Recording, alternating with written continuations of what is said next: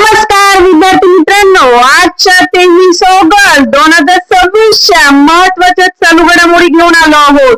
या आहेत अशा बातम्या ज्या एमपीएससी, तलाठी, पोलीस भरती, एसएससी आणि इतर स्पर्धा परीक्षांसाठी महत्वाच्या ठरू शकतात. चला पाहूया आजच्या महत्वाच्या घडामोडी. पहिली बातमी पहा. भारताचे परराष्ट्र मंत्री डॉक्टर एस जयशंकर 23 आणि 24 ऑगस्ट रोजी रशियाच्या दौऱ्यावर आहेत. या दौऱ्यामध्ये भारत आणि रशियामधील व्यापार, आर्थिक सहकार्य आणि द्विपक्षीय संबंधावर चर्चा होणार आहे. परीक्षेसाठी नोट करून घ्या विद्यार्थी मित्रांनो. जयशंकर रशिया दौरा. दुसरी बातमी पहा. भारताच्या परकीय चलन साठ्यात मोठी वाढ झाली आहे.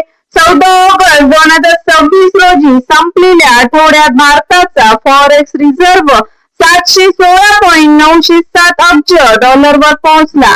भारतीय अर्थव्यवस्थेच्या दृष्टीने हा महत्वाचा अपडेट आहे. लक्षात ठेवा विद्यार्थी मित्रांनो, फॉरेक्स रिझर्व्ह 716.907 बिलियन डॉलर. तिसरी बातमी पहा. भारतीय रिझर्व्ह बँकेच्या डॉलर रुपी स्वॅप फॅकल्टी संदर्भातील घडामोडी सध्या चर्चेत आहेत. या सुविधेमुळे बँकिंग व्यवस्थेमध्ये डॉलरची उपलब्धता आणि रुपयातील तरलता व्यवस्थापनाला मदत होते. नोट करून घ्या. RBI dollar rupee swap faculty. चौथी बातमी. महाराष्ट्रातील स्पर्धा परीक्षांच्या विद्यार्थ्यांसाठी महत्वाची बातमी आहे. लक्षपूर्वक ऐका विद्यार्थी मित्रांनो. एमपीएससी तलाठी भरती 2026 ची परीक्षा 25 ऑक्टोबर 2026 रोजी होणार असल्याची माहिती समोर आली आहे. तलाठी भरतीची तयारी करणाऱ्या विद्यार्थ्यांनी ही तारीख नक्की लक्षात ठेवा. पाचवी बातमी पहा.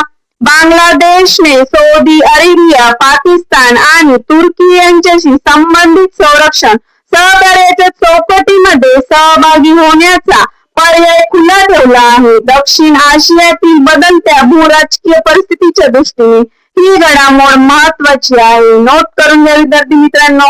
बांगलादेश, सौदी अरेबिया, पाकिस्तान, तुर्की. बातमी पहा.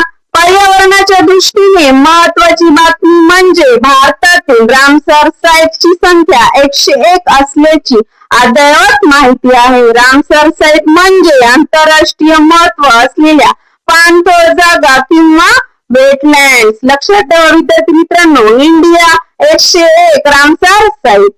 झटपट बातम्या पाहूया विद्यार्थी मित्रांनो. जयशंकर रशिया दौरा. Forex reserve 716.907 billion dollar. RBI dollar rupee swap faculty